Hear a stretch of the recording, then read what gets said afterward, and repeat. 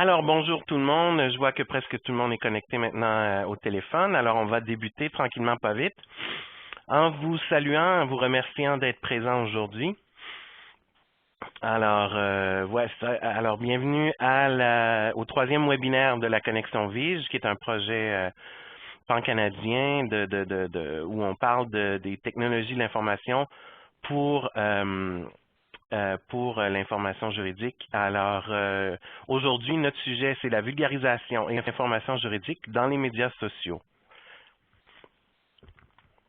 Alors, je serai aujourd'hui l'animateur, comme toujours, de cette série de webinaires, mais également le présentateur. Alors, aujourd'hui, ça va être un peu spécial. Je vais me présenter moi-même. Alors, mon nom est Hubert David, responsable partenariat et innovation chez Éducalois. Vous voyez une petite photo de moi parce que des fois, je trouve que c'est un peu impersonnel, ces événements-là. Alors, je vous rappelle que les partenaires de ce projet-là, c'est Community Legal Education of Ontario, Courthouse Libraries of BC, Éducalois et PovNet, et que nos partenaires financiers sont la Fondation du droit de l'Ontario et le ministère de la Justice du Canada. C'est grâce à eux si on peut vous offrir cette série de webinaires-là. On m'indique que le son du téléphone griche, ça va nous permettre je ne sais pas si c'est vrai pour tout le monde. Si c'est le cas, en dessous de la liste de participants à votre droite, vous avez une façon de voter. Alors, on va l'essayer. Est-ce que c'est vrai pour tout le monde? Alors, je vous inviterai à choisir le oui. Alors, c'est la petite bulle avec un crochet dedans. Si vous cliquez, vous pouvez dire oui, non. Vous allez voir qu'il y a d'autres choses, puis je vais vous demander d'intervenir au courant de toute la chose. Alors, si vous dites que ça griche, pouvez-vous indiquer oui. Sinon, si ça griche pas pour vous, faites non, s'il vous plaît. Claude Simard dit non. Alors, la plupart disent non. Bon, mais tant mieux. Alors, là, ça semble s'être corrigé aussi pour la personne qui avait indiqué qu'il y avait un problème. Bien, excellent. Alors, on va poursuivre. Et je vais même effacer vos commentaires. Merci. Alors, on poursuit. Donc, c'est grâce à ces partenaires financiers qu'on peut offrir cette série de webinaires. Alors, moi-même, donc, Hubert David, responsable partenariat et innovation chez Éducalois. J'ai obtenu un bac en droit à l'Université de Montréal en 1996, mais par la suite, j'ai travaillé en informatique et en télécommunication pendant plus de 6 ans dans 3 entreprises, Canadian Pacific Railway, Ericsson Canada et Radian Communication Services. En 2005, j'ai fait un retour dans le monde juridique à titre de coordonnateur aux activités et aux projets pour l'Association du jeune barreau de Montréal. Et par la suite, j'ai commencé chez Éducalois en 2005. J'y étais responsable des technologies pendant près de 7 ans, donc dans tous les aspects des technologies chez Éducalois, autant au niveau des serveurs, de l'hébergement web, du conseil à l'interne pour les différents projets. Et maintenant, je suis responsable partenariat et innovation, donc vraiment, j'entretiens les relations avec nos partenaires, j'essaie de créer de nouveaux partenariats et je fais justement des conférences ou des choses comme ça aujourd'hui où je parle de l'importance des technologies dans notre mission d'information juridique. Je suis également membre du conseil d'administration de l'Association canadienne des organismes d'éducation et d'information juridique, l'ACWEJ, ou ce que vous connaissez peut-être davantage, PLEAC en anglais, Public Legal Education Association of Canada. J'y suis depuis 2010. Je suis également chroniqueur régulier sur le blog juridique sla.ca et c'est un blog où j'écris en français et en anglais. C'est majoritairement en anglais sur ce blog-là, mais dans ce cas-ci, moi j'écris en français et en anglais. Alors, me voilà. Et je vais commencer tout de suite avec la conférence elle-même. Ce que je vous propose, et pour tout de suite, c'est ne vous gênez pas pour poser des questions dans la section Q et R qui se trouve en bas à droite de votre écran. Si ça ne se trouve pas en bas à droite de votre écran, vous pouvez l'activer en haut en cliquant sur le point d'interrogation qui est en haut à droite de votre écran. Mes collègues Gina et Claude, que vous voyez dans la liste des panélistes, vont pouvoir voir vos questions et vont m'interrompre à l'occasion pour me poser les questions. Sinon, il y aura une période de questions à la fin. Alors, aujourd'hui, l'expérience d'Éducalois pour ce qui est de la vulgarisation et l'information juridique dans les médias sociaux. Un petit aperçu de la présentation d'aujourd'hui. Vous allez voir, j'ai réparti ça en 5 grandes sections. Pourquoi avoir une présence sur les médias sociaux? Donc, une réflexion vraiment sur pourquoi nous, on a décidé de s'y attaquer et pourquoi c'est important, on le pense, pour des organismes comme les nôtres. L'historique de la présence d'Éducalois sur les médias sociaux, un scoop, j'allais dire depuis 2009 que nous y sommes et qu'est-ce que ça a donné et qu'est-ce qu'on a fait par la suite. Ça nous a amené à des questionnements et à des constats par la suite qu'on va partager avec vous, puis je vous inviterai peut-être ceux qui y sont déjà ou d'autres à faire de même, peut-être vous poser les mêmes questions parce que vraiment ça nous a aidé pour la suite. Vous allez voir que ça nous a amené justement à la segmentation des publics selon les médias utilisés pour certains publics ou pour d'autres. Et finalement, nous avons depuis fait une nouvelle évolution de notre stratégie et évidemment, comme je le disais, on finira par une période de questions. Avec moi aujourd'hui, donc il y a en ligne Claude Simard, qui est notre responsable communication marketing, qui justement nous a permis à son arrivée de se poser toutes ces questions-là et d'amener plus loin notre réflexion sur les médias sociaux. Et Gina Grèce, adjointe aux ressources humaines et au projet, qui m'aide sur tout le projet PliConnect ou la connexion Vige depuis le début et qui pourront, entre autres, alors je salue Claude et Gina. Claude, est-ce que tu es en ligne? Oui, je suis là. Bonjour tout le monde. Bonjour. Alors, Claude, comme je le disais, si tu vois des questions dans le chat ou surtout dans la section questions et réponses avec Gina, arrêtez-moi parce que j'aurai pas le temps de regarder ça et de continuer la présentation. Alors, ne vous gênez pas d'intervenir. Merci. Alors, Gina a un petit problème. Je pense qu'elle n'est plus au téléphone, mais elle va se reconnecter. Je poursuis. Alors, premièrement, pourquoi avoir une présence sur les médias sociaux? C'est une grande question. On se l'est posée pendant assez longtemps, je vous dirais. Si on calcule que Facebook existe depuis 2004, nous, on a finalement décidé de de s'y mettre en 2009. Mais tout d'abord, on s'est posé vraiment, on s'est dit pourquoi. Et pour un organisme de vulgarisation et d'information juridique comme Éducalois, notre réponse, c'est que c'est vraiment un moyen supplémentaire pour remplir notre mission. C'est une nouvelle façon de rejoindre les gens. La mission d'Éducalois, pour ceux qui ne le savent pas, parce qu'on a des gens d'à travers le Canada aujourd'hui, vraiment des AGEF d'Ontario, de Colombie-Britannique, d'Alberta. On a des gens aussi du Centre canadien de français juridique. Enfin, on a vraiment la francophonie canadienne aujourd'hui avec nous et beaucoup de Québécois aussi. Mais la mission d'Éducalois, on est un organisme sans but lucratif qui s'est donné pour mission d'informer les Québécois et les Québécoises de leurs droits et de leurs obligations en mettant à leur disposition de l'information juridique de qualité diffusée dans un langage simple et accessible. Pour ceux qui connaissent Éducalois, on le fait principalement par notre site web, on le fait aussi par des activités terrain dans les écoles ou auprès de personnes fragilisées et tout. Mais on a aussi décidé que les médias sociaux étaient une façon pour nous de rejoindre les Québécois et les Québécoises pour leur transmettre l'information juridique, qu'elle provienne d'Éducalois ou de d'autres sources. Alors, on va en reparler tout à l'heure, mais on utilise aussi, on va transmettre de l'information qui est diffusée par d'autres personnes qu'on trouve qui est neutre, appropriée et qui répond aussi aux critères d'information juridique du grand public, idéalement encore plus si elle est en langage simple et accessible. Excusez-moi. Bon, voilà. Alors, ce que permettent les médias sociaux dans l'accomplissement de notre mission, c'est rejoindre le citoyen là où il est. Et là, j'ai sorti quelques statistiques. Je m'excuse pour ceux qui sont du reste du Canada. C'est vraiment des statistiques pour le Québec, mais c'est sûr que nous, c'est ce qu'on a regardé. Je vous inviterai à le faire de même pour vos différentes provinces.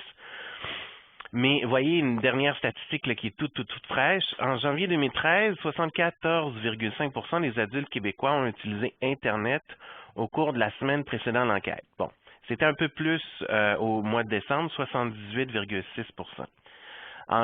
Donc, si on tient compte des internautes occasionnels, donc ceux qui n'ont peut-être pas un ordinateur à la maison ou Internet à la maison, mais qui vont aller quand ils sont ailleurs, on se rend jusqu'à 67,8% d'internautes. Ça, une aparté, c'est toujours une préoccupation pour nous chez Éducalois. C'est sûr que on rejoint beaucoup de personnes avec l'Internet, mais c'est pour ça que je vous dis qu'on fait des activités terrain aussi, parce que c'est important. On ne peut pas rejoindre par l'Internet ce 22%-là à peu près là qui n'est pas sur Internet. Cependant, c'est un énorme chiffre, 77,8%, et beaucoup de ces personnes-là, justement, se trouvent aussi sur les médias sociaux. Alors, autre statistique, selon le rapport Les médias sociaux ancrés dans les habitudes des Québécois de Net Tendance, qui vient du CFRIO, Facebook est le réseau social préféré des Québécois. En effet, environ 60% des internautes l'utilisent et ils y passent en moyenne 6 heures par semaine. C'est énorme. Alors, quand je vous dis qu'il faut aller rejoindre le citoyen où il se trouve, on voit clairement qu'une très grande majorité de Québécois se trouvent sur Facebook, entre autres. Si on poursuit, selon la Net Tendance, la mobilité au Québec est une tendance en croissance. Près de 36% de la population adulte possède au moins une tablette ou un téléphone intelligent, avec 31,5% de possesseurs de téléphones intelligents et 12,7% de propriétaires de tablettes. Et parmi ceux-là, et 64,3% des mobinautes déclarent se connecter à un ou plusieurs réseaux sociaux. Encore là, par notre site web qui n'est pas mobile, et ça c'était le sujet justement du webinaire en anglais, on n'arrive pas nécessairement à rejoindre ces gens-là. Notre site, ils peuvent le visiter sur leur mobile, leur tablette, sans problème. Ils vont avoir l'information. Mais comment leur pousser de l'information sur leur téléphone intelligent ou sur leur tablette? Vous voyez, une grande proportion des Québécois qui y sont. Ben, les médias sociaux sont idéaux pour ça parce qu'on voit aussi qu'ils s'y connectent à leurs réseaux sociaux. Donc, si on poursuit, ce que permettent les médias sociaux dans l'accomplissement de notre mission, si on continue, de nos missions, parce qu'on en a plusieurs, là, mais ça nous permet d'être à l'écoute du citoyen grâce à la rétroaction qu'on retrouve sur les médias sociaux. Par exemple, on va en reparler plus tard, mais nous, on a pris une décision que sur Facebook, bon, les gens peuvent pas y faire une publication directement, mais cependant, ils peuvent commenter les publications qu'on fait. Alors là, à ce moment-là, ça nous permet d'avoir un échange avec le citoyen et une rétroaction. Sur Twitter, même chose, les gens peuvent répondre régulièrement à ce qu'on... et ils peuvent nous interpeller. Ça aussi, on en reparlera tout à l'heure, mais il y a vraiment une possibilité d'échange avec le citoyen à ce moment-là. On considère que c'est une façon d'éduquer. On a fait un sondage interne sur le site d'Éducalois dans le passé et les gens viennent sur notre site quand ils sont dans un moment de crise. C'est rare qu'on ait des gens qui reviennent régulièrement, quoique justement, on pense qu'on réussit à les fidéliser avec les médias sociaux. Ben, justement, quand on a un fan de la page d'Éducalois ou quelqu'un qui nous suit sur Twitter, quand on fait des publications qui ne sont pas reliées avec une crise pour eux à ce moment-là, c'est là qu'on pense qu'on réussit à faire une éducation citoyenne de ces gens-là et donc pas juste répondre à un besoin quand ils sont dans une crise, si j'ose dire, mais vraiment aussi les aider à connaître mieux leurs droits et puis dans un moment plus relax où ils peuvent davantage recevoir l'information. Et également, ça nous permet de mesurer l'efficacité ou ce qu'on donne aux gens, vraiment mesurer l'efficacité de l'information juridique qu'on donne aux gens. Est-ce que c'est efficace? Est-ce que c'est bon? On va vous montrer probablement plus dans le Web Lab de la façon qu'on le fait. Si je poursuis. Donc, on va faire une brève historique de la présence d'Éducalois sur les médias sociaux, comme je vous le disais. Donc, ça a commencé en 2009. En 2009, on est arrivé avec Facebook, avec Twitter et avec YouTube. Dans la même semaine, dans la même journée, même je vous dirais, on a créé une page Facebook, Twitter et YouTube. Déjà, dès 2009, on s'est informé sur les grands principes. On était allé à différentes formations, le maximum qu'on pouvait avoir de gratuit, les lectures et tout. Et voici les grands principes qu'on connaissait à ce moment-là, mais qui sont encore très vrais. Les médias sociaux demandent de l'authenticité. Et ça, on en reparlera, mais nous, c'est un peu, des fois, ça peut être plus difficile d'y répondre vraiment. Est-ce qu'on se met, moi, Hubert David ou moi, Claude Simard, devant l'écran? Souvent, certaines compagnies commencent à le faire, indiquer qui a posté, si vous me permettez l'anglicisme, pour l'organisme en signant avec les initiales ou quoi que ce soit. Nous, on l'a pas fait encore, mais c'est parmi les grands principes. L'interaction, comme je vous le disais, on l'a limité jusqu'à un certain point. On en parlera tantôt pourquoi, mais on le fait. On réagit à ce que les gens nous disent. Les gens nous écrivent des commentaires, donc on réussit à le faire. L'engagement, c'est quand il y a des débats de société ou quoi que ce soit, est-ce qu'on est présent? Est-ce qu'on va être présent? Est-ce qu'on va répondre? Est-ce qu'on est là? Est-ce qu'on justement on répond rapidement aux gens qui nous interpellent? Et justement, la réaction rapide, c'est un des derniers points. Si on n'a pas répondu à un commentaire en une journée, il est quasiment trop tard sur les médias sociaux. Les médias sociaux, c'est des choses qui vont très, très vite, et particulièrement ceux qui sont sur Twitter, peut-être aujourd'hui avec nous. Vous savez comment ça peut aller très vite si vous suivez beaucoup de personnes. Il faut réagir assez rapidement. On parlera des contraintes, mais c'est sûr qu'on a des contraintes pour ce faire. À l'époque, en 2009, pour le moment, on publiait, à gauche, vous voyez une publication, c'est en 2010, là, mais on l'a fait assez longtemps, une publication sur Facebook et à droite, une publication sur Twitter. On publiait les mêmes choses sur les deux médias et c'était comme ça qu'on le faisait parce on n'avait pas on savait pas nécessairement comment il fallait différencier l'un et l'autre. C'était plus simple pour nous, on publiait les mêmes choses sur l'un et l'autre. C'est sûr qu'il fallait faire parfois des adaptations parce que Twitter nécessitait il y a évidemment la question des 140 caractères, donc des fois, il fallait raccourcir un peu ce qu'on publiait. Mais, rapidement, on a été préoccupé, et non, pardon, je reprends ce que je disais. Donc, on a été préoccupé par un possible afflux de demandes de conseils juridiques rapidement. On a décidé que les internautes ne pouvaient pas publier sur notre mur, comme je vous l'indiquais plus tôt, parce que c'est sûr, puis il y en a qui le font encore dans les commentaires de nos publications, qui essaient d'avoir une réponse à leurs problèmes immédiats, et c'est sûr qu'on ne peut pas, après un commentaire ou une publication sur notre mur, répondre rapidement à une question. De toute façon, il y a la question, est-ce que ça devient un avis juridique? Est-ce qu'à ce moment-là, il faudrait que ce soit un avocat qui réponde? Est-ce qu'un avocat responsable peut répondre suite à une question d'un paragraphe? Alors, rapidement, on a dit non, on ne répond pas certainement pas aux demandes de conseil juridique, mais on ne laissera pas les gens publier d'eux-mêmes sur notre mur. Aussi, on permet les commentaires sur nos publications, mais encore là, quand les gens s'essayent, on doit leur répondre qu'on ne peut pas répondre à leurs questions spécifiques, que ça constituera un avis juridique, et on leur recommande d'aller voir un juriste. D'ailleurs, on a mis en ligne une politique de commentaires sur notre page Facebook. Et si vous allez la voir, et d'ailleurs, je pourrais la partager un instant. Tiens, on va essayer de dynamiser ça un peu. On va aller voir sur mon écran cette fameuse politique. Ne soyez pas surpris là, si ça change pour vous. L'écran devient vert un peu, puis on va voir. Vous devriez voir très bientôt mon écran. Alors, est-ce que vous voyez? Voilà.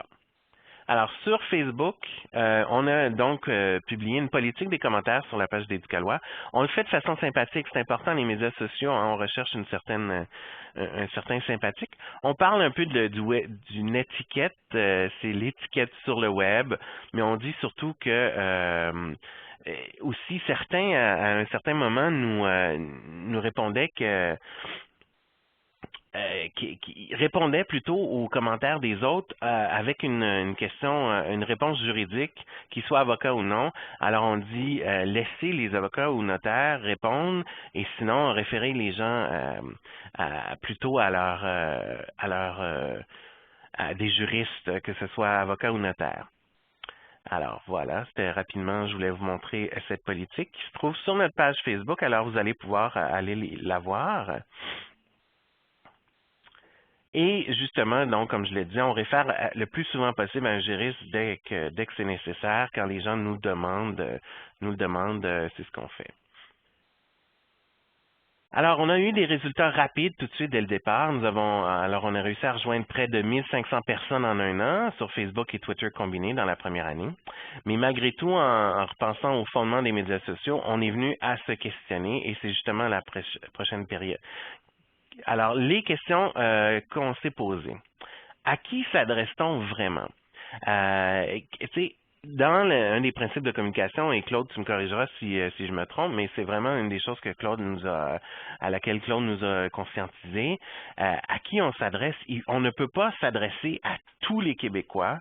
Il faut vraiment voir à segmenter, puis on l'expliquera un peu plus tard, c'est quoi segmenter des publics, mais il faut venir à décider, prendre une décision à qui on s'adresse vraiment parce qu'on ne peut pas s'exprimer at large.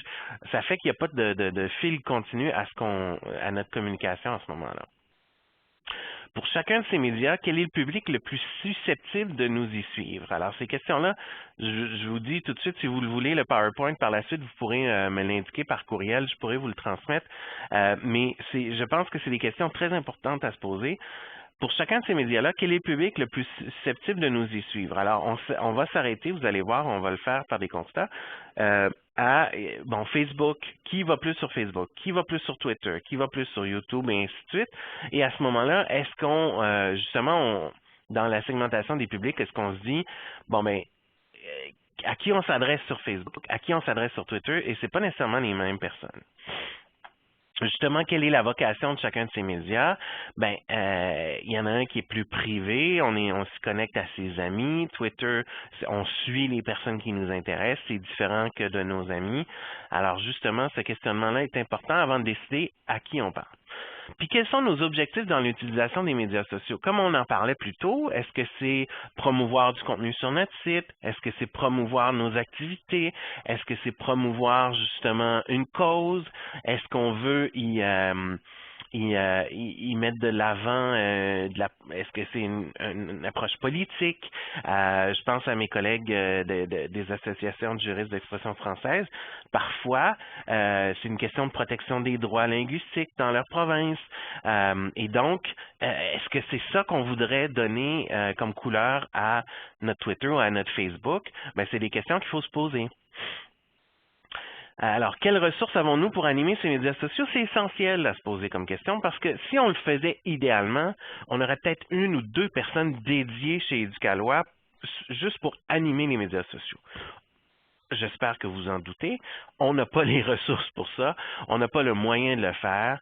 Et donc, ça voudrait dire, si on avait vraiment des personnes dédiées, il faudrait que chacune de ces personnes-là fasse vraiment une veille exhaustive de tout ce qui se dit dans le monde de justice, réagisse régulièrement dans tout ce qui se dit dans l'actualité, en référant vers du contenu d'Éducalois, quelqu'un qui surveillerait les forums, qui surveillerait tous les commentaires dans différents sites populaires pour voir si on y parle de questions juridiques. Et à ce moment-là, idéalement, cette personne-là référait à du contenu d'Éducalois ou du contenu d'autres personnes, parce qu'encore là, quand je vous parlais d'authenticité, l'internaute dans les médias sociaux commence à flairer à un moment donné quand la personne fait juste l'autopromotion. C'est vraiment, les gens s'en rendent compte rapidement, puis deviennent facilement désintéressés par un compte qui, par exemple, ne fait que de l'autopromotion ou ne fait que mettre de l'avant de ses propres activités. Il faut que, justement, cette personne-là soit impliquée dans la discussion, dans la communauté, et justement réfère à d'autres. Puis deviennent peut-être à ce moment-là une référence, parce que si je sais qu'Éducalois, par exemple, va souvent me donner toutes sortes de références dans le juridique autres ou incluant son site web, à ce moment-là, je vais me dire, pourquoi j'irais suivre les autres? Éducalois va me faire vraiment l'inventaire et le tri, justement, de ce que je devrais connaître. Bon, j'exagère, là, c'est pas nécessairement la réflexion qu'ont les gens, mais ça pourrait être un idéal, justement. Et à ce moment-là, c'est le fun parce que pour ces gens-là, on devient une référence, une espèce de carrefour pour l'information juridique. Puis ils savent qu'ils peuvent nous faire confiance, qu'on va pas juste essayer d'y passer de l'information que nous, on développe, mais aussi l'information qu'on trouve intéressante chez d'autres. Facebook, dans nos constats, est vraiment plus un outil grand public, qui a un très gros taux d'adoption dans la population québécoise. Selon Facebook, parce que parfois on utilise des publicités sur Facebook, tous les membres Facebook résidant au Québec atteindraient maintenant environ 4,1 millions de personnes. C'est énorme. On considère que la population du Québec est 8 millions. Alors sur Facebook, c'est énorme. C'est plus que 50%, comme vous voyez. Il faut considérer aussi que là-dedans, dans la population totale, il y a les aînés assez avancés, il y a les enfants et tout. Donc, la population de 13 ans et plus, parce que c'est ça sur Facebook, il y a quand même 4 millions de personnes, c'est énorme. Alors ça, c'est des chiffres d'hier et c'est l'outil de Facebook qui me donnait ça. Sur Twitter, Twitter est encore peu utilisé au Québec. Selon le CEFRIO, 10,1% des Québécois avaient un compte Twitter en 2012. C'est sûr qu'en comparaison avec Facebook, c'est très, très différent, mais il est définitivement davantage utilisé par une certaine élite. Ça me fait quasiment peur d'utiliser cette expression-là, mais il y a une certaine élite sur sur Twitter, pardon. Encore là, selon les chiffres du CEFRIO, l'utilisation de Twitter diminue autour des 45 ans et plus, là, donc au niveau de l'âge des personnes. Mais c'est aussi, comme la plupart des autres médias sociaux étudiés, un site privilégié par les étudiants, les diplômés universitaires à 13%, les professionnels 15,2% et les non-francophones. Alors, c'est très intéressant, si vous regardez ça dans la mission d'Éducalois, de pouvoir aller rejoindre justement les non-francophones, d'aller rejoindre des étudiants, des diplômés universitaires sur Twitter. Ça ne veut pas dire que on va y investir autant, justement, si on revient à notre question, parce que c'est 10,1% de la population qui y est. Mais si on considère que c'est des influenceurs qui y sont, et nous, c'est ce qu'on pense, eh bien, voilà, c'est ce qu'on a décidé de faire. Alors, les gens, on a identifié les gens qui nous suivaient sur Twitter en regardant les profils des gens, et on s'est rendu compte que nous, c'était davantage des professionnels, soit du milieu juridique ou de l'enseignement, des gens du mouvement Plain Language auquel on participe. Donc, ça, c'est vraiment, pour ceux qui connaissent pas le Plain Language, c'est vraiment les gens qui font la promotion du langage simple en droit ou même dans d'autres domaines, mais nous spécifiquement en droit. Et on a beaucoup de journalistes qui nous suivent sur Twitter. Alors ça, quand je vous parle d'influenceurs, c'est très intéressant parce que si on met de l'avant nos activités, notre contenu, etc., et qu'on le fait bien sur Twitter, bien qu'il y a une moins grande quantité de personnes qui y sont, ben si on rejoint des journalistes, à ce moment-là, ça peut être devenir des intervenants, des relayeurs de notre information. Alors ça, c'est très intéressant. Donc, la conclusion à laquelle on est arrivé, il est nécessaire de segmenter les publics à qui nous nous adressons dans chacun de ces médias-là. Et finalement, on a décidé de revoir la vocation communicationnelle de chacun de ces médias sociaux selon le public cible identifié pour chacun. Vous comprendrez que cette phrase-là m'est venue de Claude parce que vraiment, c'est dans toute la logique.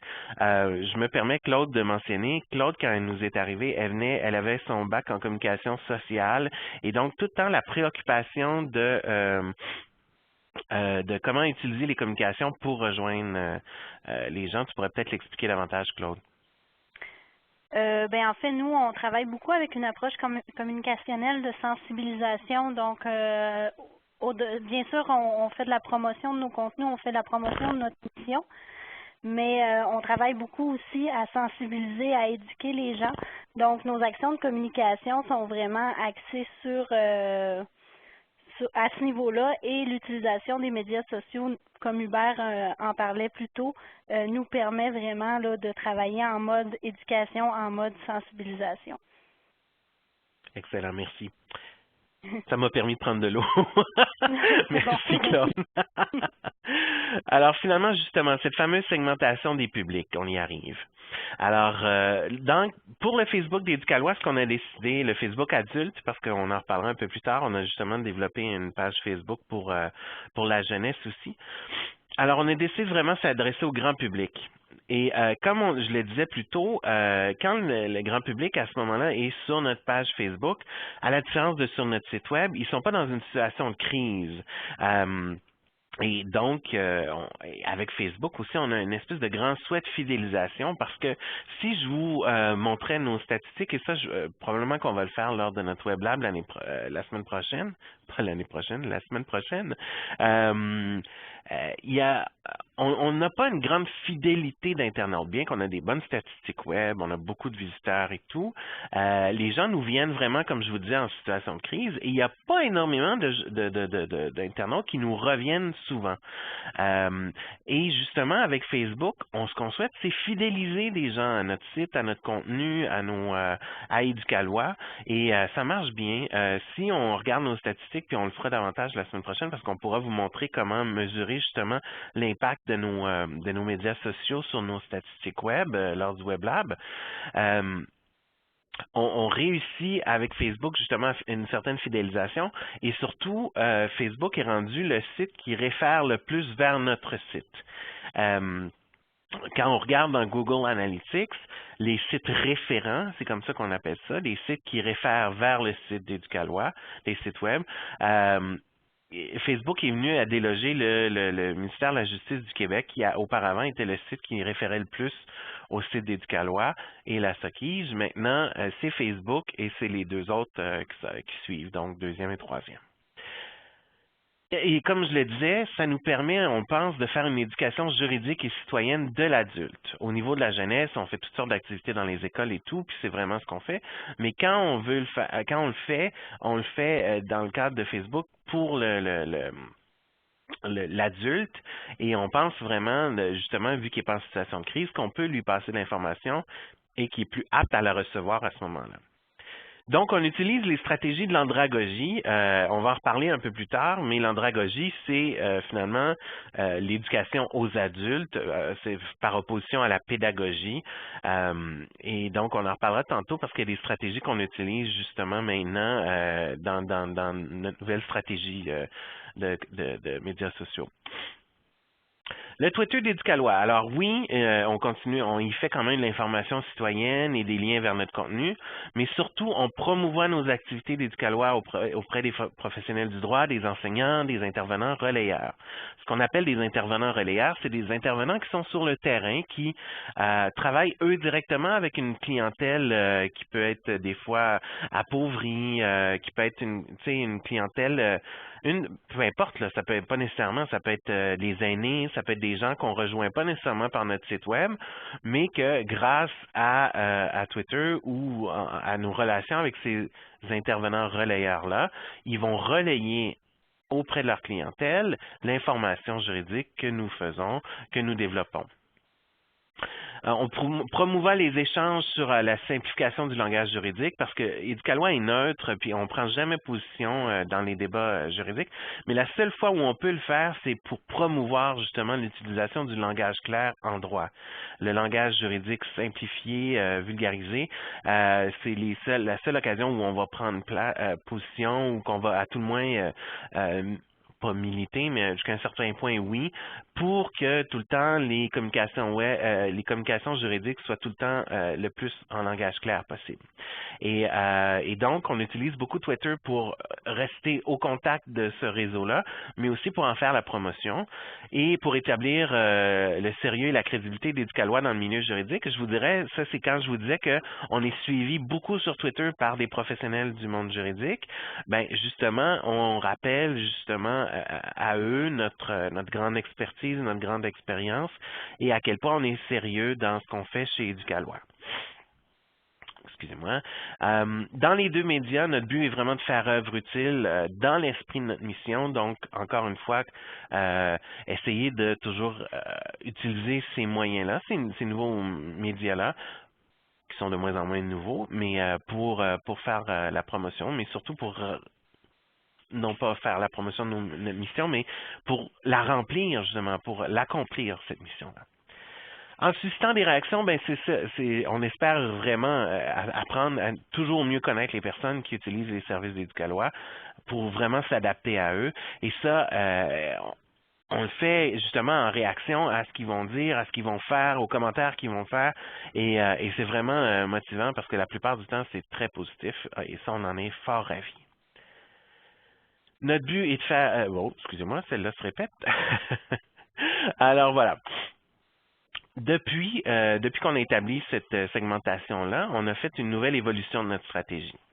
Depuis justement l'élaboration de la stratégie au printemps 2011, on a augmenté le nombre de nos publications en préparant une programmation mensuelle et en la programmant dans des outils de publication. Et ça, justement, pendant le webinaire la semaine prochaine, on va WebLab, pardon, on va s'assurer de vous montrer justement les outils de programmation qu'on utilise parce que ça nous a vraiment simplifié la vie. En faisant une programmation mensuelle, on donne un gros coup au début. Et tu sais, quand je vous disais qu'on est limité dans nos ressources personnes, ben à ce moment-là, on donne un gros coup à l'édition web avec les communications, puis je participe moi aussi.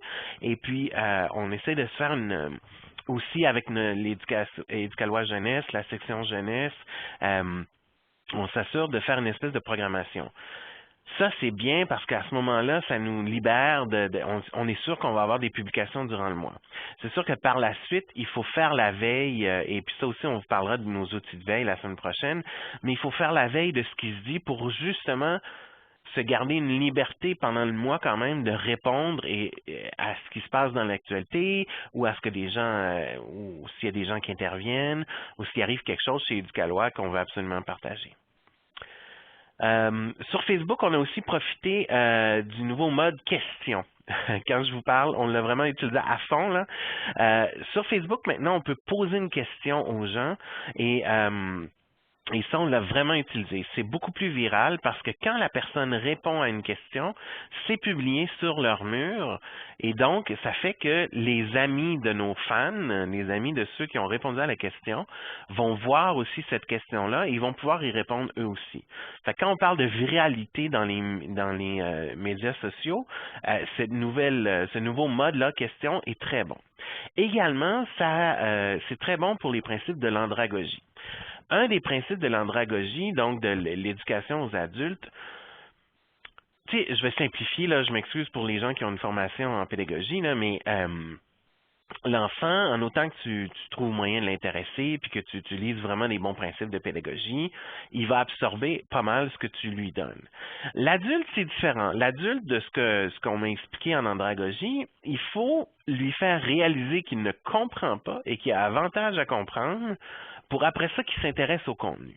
Alors justement, ce nouveau mode question-là sur Facebook nous permet de faire ça parce qu'en posant une question, la personne n'est pas trop sûre de la réponse, on donne tout le temps un choix de réponse, et là, la personne va être très curieuse d'aller voir la réponse, et puis à ce moment-là, on envoie, on donne la réponse, puis on envoie aux gens... les gens vers notre contenu qui va répondre à la question et donc, ils vont être beaucoup plus intéressés à lire ce contenu-là. Également sur Facebook, on profite de la possibilité de promotion des publications. Maintenant, c'est nouveau, c'est tout nouveau de cette année d'ailleurs, là, où on peut promouvoir une publication qu'on fait sur Facebook en payant écoutez, c'est vraiment pas très cher. On l'a utilisé récemment. Ça augmente la portée de notre publication. Autrement dit, pour ceux qui se connaissent un peu en publicité, là, la portée, c'est un peu comme les impressions quand on fait une publicité sur le web. C'est le nombre de personnes qui vont l'avoir vu. Ça ne veut pas dire que la personne va avoir cliqué dessus ou quoi que ce soit. Ça augmente la portée. Donc, plus il y a une grande portée, plus il y a un grand nombre d'impressions de personnes qui voient la publication, plus il y a de chances que les personnes cliquent dessus. Arrête-moi, Claude, si jamais je dis quelque chose qui n'a pas d'allure, mais je pense qu'elle est pas mal dedans.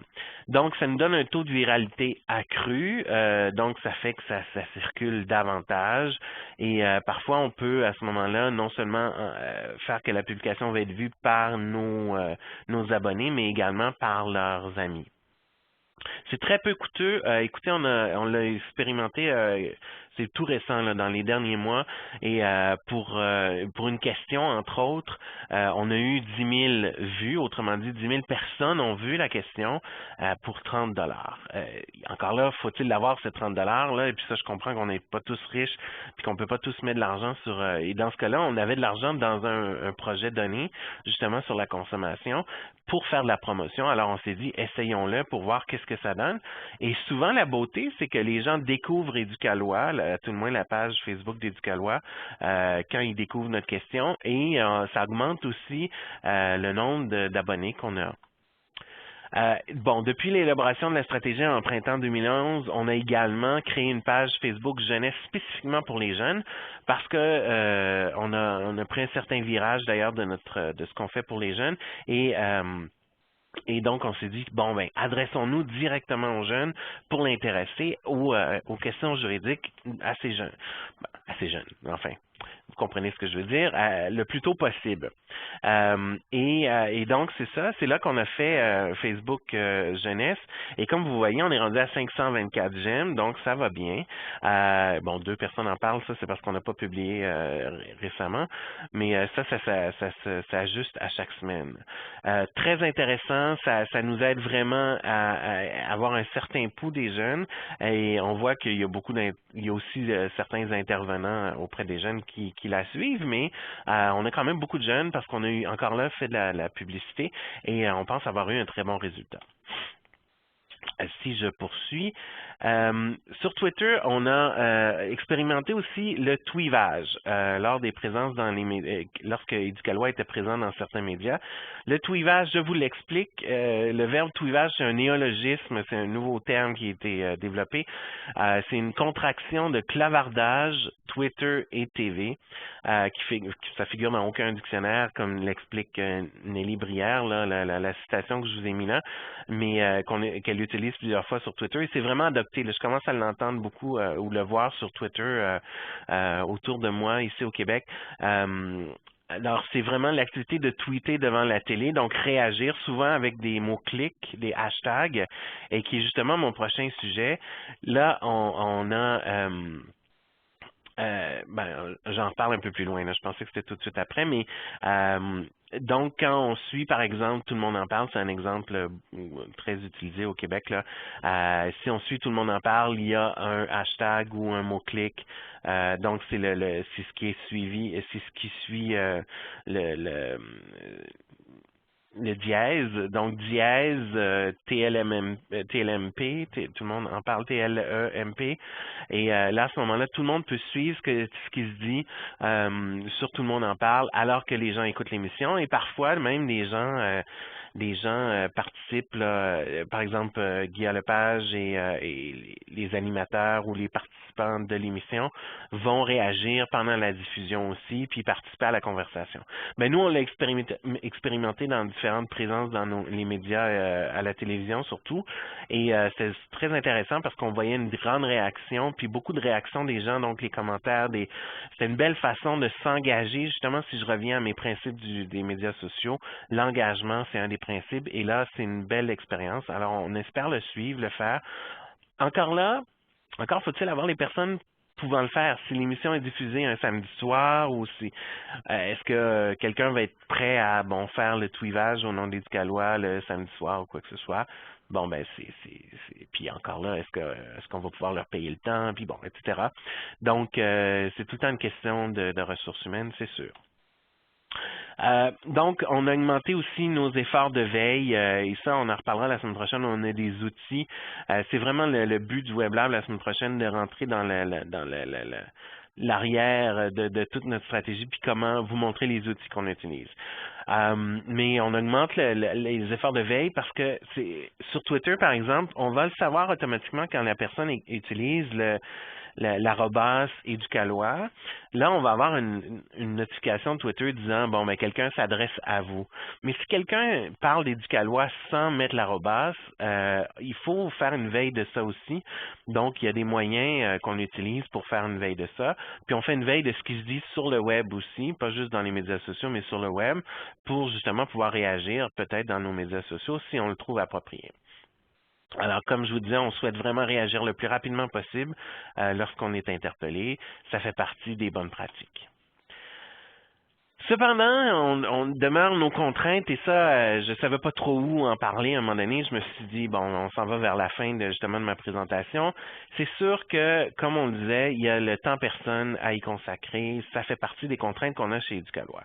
Les ressources financières sont limitées aussi et donc le nombre de promotions qu'on peut faire, le nombre de pubs qu'on peut faire avec pour promouvoir nos médias sociaux ou le nombre de personnes qu'on peut engager.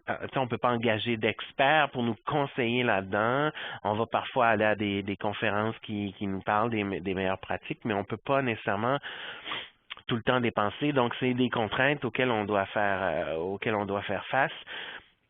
Il y a notre valeur de neutralité, ça peut avoir l'air fou de dire ça, mais pour nous, ça peut parfois être une contrainte. Si on regarde les meilleures pratiques des médias sociaux, ben notre valeur de neutralité fait qu'on ne peut pas prendre part tout le temps à la conversation si ça veut dire qu'on doit prendre position.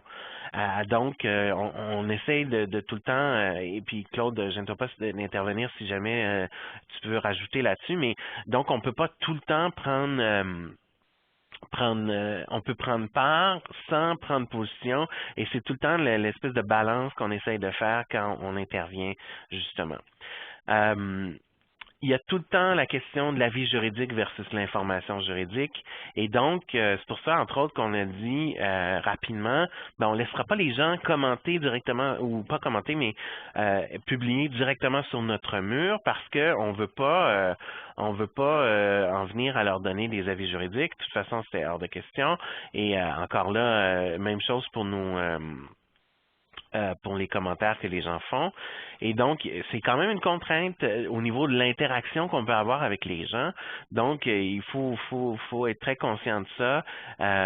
Et puis, je vous dirais que certaines personnes peuvent être assez strictes au niveau de ça. Par exemple, si une personne nous pose une question large, mais qui pourrait être interprétée de tellement de façons différentes, pour certaines personnes, si on les envoie à un contenu spécifique sur notre site, pour eux, ça pourrait être de l'avis juridique. Et bon, vous entendez dans ma voix que je suis pas nécessairement tout le temps d'accord avec cette idée-là, mais je peux comprendre totalement parce que l'avocat, pour pouvoir vraiment donner un bon avis juridique, il faut qu'il y ait le maximum d'informations. Et malheureusement, comme je vous le disais, dans un paragraphe, on ne peut pas avoir tout l'ensemble de la problématique pour la personne et donc diriger vers un contenu plutôt que l'autre. À la limite, ça pourrait être considéré comme un avis juridique et ça pourrait être au détriment de la personne. Donc, c'est pour ça qu'on demande aux gens le maximum, le plus souvent possible de référer à un juriste. Oui, Claude. Excuse-moi Hubert. En fait, si je peux me permettre d'ajouter aussi concernant un petit peu ce point-là, c'est que on pourrait tout simplement donner de l'information à des questions précises qu'on reçoit, mais encore là, ça demande un temps faramineux en fait de faire les recherches nécessaires pour répondre adéquatement à la question ou pour même des fois juste référer la personne à la bonne ressource. Ça demande énormément de temps. Donc, on a préféré pas ouvrir cette porte-là, justement, faute d'avoir des ressources financières et des ressources humaines à consacrer là, vraiment à répondre aux questions précises du public. Absolument, oui, c'est bien dit. Absolument, ça complète ce que je disais parce que il y aurait moyen absolument probablement de répondre à ce que les gens disent, mais il faudra avoir encore là la ressource à temps plein pour faire les recherches nécessaires et tout, et s'assurer justement qu'on ne donne pas parce que, tu sais, je vous dirais que presque tous les autres membres de l'équipe ici sont avocats, donc ils pourraient répondre, tu sais, donner un avis juridique, mais encore là, est-ce que c'est la meilleure façon, ou, etc., pas nécessairement. Et finalement, le cadre très précis de notre mission, encore là, dans le prendre part, c'est sûr que notre mission est très délimitée et donc, on est limité à l'information juridique, on est limité dans le cadre québécois. Notre mission est d'informer les Québécois et les Québécoises. On ne peut pas prendre part sur un forum français, par exemple, à moins qu'on y parle de droit québécois. Mais surtout, c'est que parfois, dans l'ensemble d'une problématique qui peut être abordée, il peut avoir des aspects sociaux qui ne touchent pas directement le droit, mais on ne peut pas, nous, intervenir sur les aspects sociaux de la problématique, uniquement sur les questions juridiques, puis amener les gens et tout le temps de façon neutre, mais aussi, le cadre de l'émission ne se limite qu'au juridique, alors c'est probablement une certaine contrainte pour nous, là. Je poursuis. Alors, on a quand même de bons résultats. Au niveau de Facebook adulte, on a 3690 j'aime au jour d'aujourd'hui, là, ce matin. Pour jeunesse, 524, comme on le disait plus tôt. Sur Twitter, on a 1510 abonnés. Sur YouTube, on en a peu parlé, mais c'est également un médium social. YouTube, où on a plusieurs vidéos, là, je pense au-dessus de 60. On a 71 abonnés, donc des gens qui systématiquement, quand on met un nouveau vidéo sur YouTube, reçoivent une notification. Puis en tout, on a eu, en date de ce matin encore là, 37 123 visionnements des vidéos qu'on y diffuse. Sur Google+, puis là, probablement qu'on en parlera la semaine prochaine parce qu'on serait très prêt à prendre vos suggestions. On a plus 10, donc on a 10 personnes qui ont mis plus 1. Mais on n'a presque pas publié sur Google+. C'est un problème. On ne sait pas où le situer justement dans notre segmentation des publics. Donc Google+, pour l'instant, il n'y a pas ça bouge pas beaucoup. Alors, la semaine prochaine dans le Web Lab, là, vous avez vu aujourd'hui, on réfléchissait beaucoup, on vous donnait vraiment notre stratégie et tout. La semaine prochaine, on se plie les manches, et on s'y met vraiment. On regarde les méthodes de veille que nous utilisons. On va vraiment partager en direct nos outils de veille que nous utilisons, les outils de publication et de programmation qu'on utilise aussi. On va vous les montrer comment on les utilise aussi. Les outils de suivi des statistiques, que ce soit par Google Analytics, qui nous donne l'information pour les médias sociaux, mais aussi les autres outils qu'on utilise, par exemple le raccourcisseur de liens qu'on utilise pour Twitter, nous donne plein d'informations au niveau de statistiques aussi, de combien de clics il y a eu, provenant de quel endroit et tout. On parle de la promotion par les médias sociaux, tout ce qu'on a fait en fait de promotion, puis comment ça se fait. Et également, on va faire un échange sur les défis en situation minoritaire. Il y a beaucoup de participants aujourd'hui qui sont de la francophonie hors Québec et j'ai vraiment hâte de discuter avec vous quels sont les défis justement d'utiliser les médias sociaux dans votre situation minoritaire. Est-ce que c'est plus facile, moins facile? Comment rejoindre dès le départ le public que vous voulez rejoindre, comment les rejoindre pour les intéresser, pour qu'ils viennent à devenir fans, mettons, de votre Facebook ou suivre sur votre Twitter, pour par la suite vraiment créer cet esprit de communauté-là. En tout cas, vraiment intéressant. Il va falloir également parler de la minorité anglophone au Québec. Pour l'instant, on ne publie qu'en français ou presque tout le temps sur Twitter, parfois en anglais, mais il y a toute une question, est-ce qu'il faudrait créer un Twitter? On aurait besoin de vos idées là-dessus. Puis qu'est-ce qu'on fait de Google+? Alors, une discussion qu'on aura tous ensemble, mais Google+, qui est le média social qui a été créé par Google, qui est encore tout neuf, peu utilisé, beaucoup de personnes inscrites, mais peu utilisées. Alors, qu'est-ce qu'on en fait?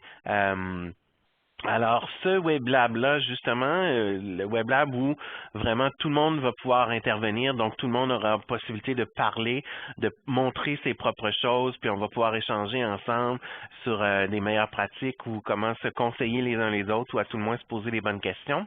C'est mercredi le 30 janvier à 9h30, heure normale du Pacifique ou 12h30, heure normale de l'Est. Pour s'inscrire, clbc.webex.com, le même endroit où vous êtes inscrit pour ce webinaire-ci. Et on compte vraiment sur votre participation parce que le WebLab, là aujourd'hui, vous m'avez écouté, là, parler beaucoup, mais la semaine prochaine, on va vous montrer plein de choses, mais surtout, on va vouloir que vous me posiez des questions, qu'on réponde à vos questions. Ben non, c'est la même chose, mais peut-être qu'on vous pose des questions sur comment vous le faites chez vous et que vous nous montriez aussi peut-être des outils que vous utilisez qu'on ne connaît pas. Alors, voilà. C'était l'expérience d'Éducalois en vulgarisation et information juridique dans les médias sociaux. Un gros merci à tous. Et voilà, c'est de retour à ma face. Est-ce qu'il y a des questions? Alors, si vous avez des questions, n'oubliez pas d'utiliser la section Q&A, questions-réponses, qui se trouve en bas à droite, ou sinon, faites-le par message instantané qui se trouve à droite. Mais il nous reste environ 4 minutes pour des questions. On les lira... oups. Je vois que j'ai récupéré un vieux chose. Alors, on les lira à haute voix pour que tout le monde les comprenne si jamais il y a des questions. Et à ce moment-là, on pourra... Est-ce que je vous ai tous endormis? J'espère que non. Alors, si... Non, merci. Alors, on me dit qu'on a déjà hâte à la semaine prochaine, puis on remercie. Merci beaucoup. Ah, tiens, une question ici. Quel est le nombre de ressources temps allouées à chacun des médias sociaux? Alors, c'est une bonne question. Oui. Alors, oui, vas-y, Claude. Est-ce que tu veux que je réponde à la question? S'il te plaît, ça me permettrait de manger. En fait, chez Éducalois, je vous dirais qu'on consacre répartis sous 2 départements principalement, là, qui sont le département de l'édition web et le département des communications. Je vous dirais qu'on consacre entre 5 et 7 heures par semaine là, à tout ce qui entoure nos médias sociaux. Donc, tant au niveau de la recherche, au niveau de la publication, de la veille et de l'analyse aussi des différentes publications qu'on en fait. Excellent. L'autre question, c'est une très bonne... Est-ce que ça répondait à la question qu'on avait eue? Oui, je pense que oui. Oui, merci. Bon, excellent. Tu vois, ça répond déjà. On avait une autre question de Maude qui demandait c'est quoi la veille? C'est une excellente question. J'avoue que peut-être que j'ai présumé.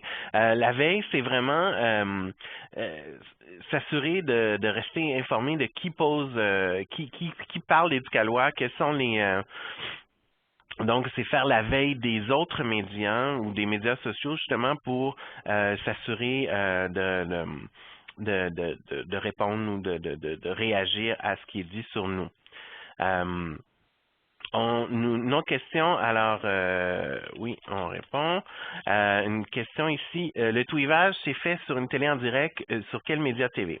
Alors le tweetage, ça se fait sur Twitter, mais c'est quand, par exemple, un membre de l'équipe d'Éducalois est à une émission, à ce moment-là, sur Twitter, on réagit à ce qui est dit, soit par l'animateur ou les autres intervenants, ou ce que dit notre collègue, on rajoute de l'information, on envoie des statistiques pour préciser une information qui est donnée et en utilisant justement le mot-clic, le hashtag de l'émission généralement.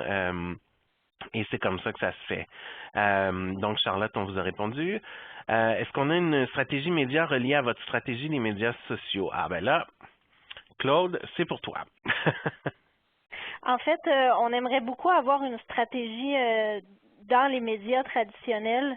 Malheureusement, c'est les ressources financières qui manquent à ce niveau-là parce que c'est des médias qui coûtent très cher. Alors, évidemment, on n'a pas de stratégie média pour faire la promotion de nos médias sociaux. Par contre, on s'organise en fait pour faire la promotion de nos médias sociaux, donc l'existence d'Éducalois sur les médias sociaux, sur les pièces de communication qu'on produit, que ce soit des dépliants, autant des dépliants promotionnels que des dépliants de contenu. On va toujours s'assurer de mettre évidemment l'adresse de notre site web, mais aussi l'adresse de notre compte Twitter et notre compte Facebook. Donc, c'est un petit peu la façon qu'on utilise les communications traditionnelles pour promouvoir nos communications 2.0. Mais c'est sûr qu'on aimerait bien avoir les sous là, pour s'en aller dans une campagne média plus traditionnelle, en fait, là-dessus. Ouais. Ben, excellent, merci. Alors, écoutez, il est 13h30 et justement, c'était la fin de notre présentation. Alors, je vous remercie. Alors, si vous avez des questions, gardez-les pour le Web Lab la semaine prochaine. On sera très heureux de vous Alors, justement, n'oubliez pas de nous inscrire pour nos Web Labs la semaine prochaine. En anglais, on continue la discussion sur le mobile pour la Vige. Et si vous semblez intéressé par ça, l'enregistrement va être disponible sur le site pliconnect.ca. Et le webinaire en anglais, donc, est le mardi 29 janvier à 12h30 heure normale de l'Est. En français, l'affiche dans les médias sociaux, donc ce que je vous disais, on poursuit la conversation, on vous montre vraiment les outils, l'arrière-plan de tout. Et voilà, donc ça se fait le 30 janvier à 12h30. Pour s'inscrire, encore là, vous avez le lien qui se trouve là. On remercie encore nos partenaires financiers, la Fondation du droit de l'Ontario et le ministère de la Justice du Canada. Grâce à eux, on peut vous offrir cette série de webinaires et le site pliconnect.ca, dont la traduction en française là, est en train de se faire. Donc, je vous invite fortement à aller vous inscrire à pliconnect.ca et indiquer que vous êtes francophone. Et dès que ça va être en ligne, parce que la traduction est presque toute terminée, il reste juste à activer la programmation et tout, là, mais ça devrait être dans les prochaines semaines, vous allez voir ça. Mais la meilleure façon pour rester au courant, vraiment, allez vous inscrire sur pliconnect.ca, dont les partenaires justement sont Community Legal Education of Ontario, Courthouse Libraries of BC, Éducalois et Pavnet. Alors un gros merci à tous et puis on se voit, j'espère, tous la semaine prochaine. Au revoir.